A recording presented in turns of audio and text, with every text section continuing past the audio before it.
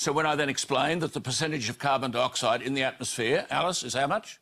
I'm not a scientist. much. I don't know. I'm a Well, hang on. If you're going to argue the case, you ought to know. It's 0.04%. Alan Jones is absolutely correct. 400 parts per million is 0.04%. Certainly sounds insignificant.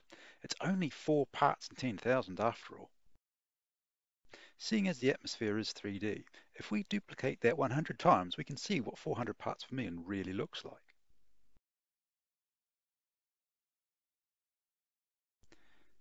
This cube is 99.96% empty. He continues. And of that 0.04%, human beings around the world create 3%. Alan fluffed his lines here.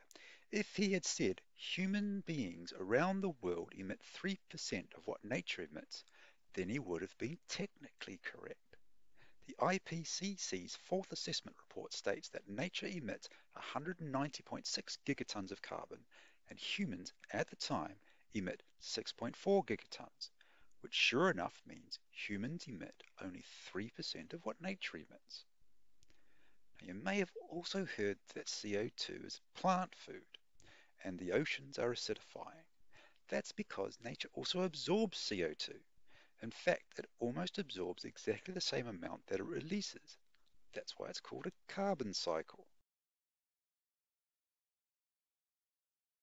Alan also forgot to add in the emissions from land use change.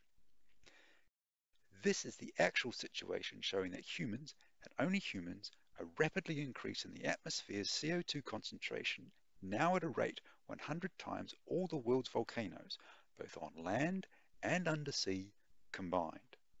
We have increased the CO2 concentration 50% from 280 parts per million to 420 parts per million, so are now responsible for 33% of the atmosphere's CO2, not the 3% that Alan claims.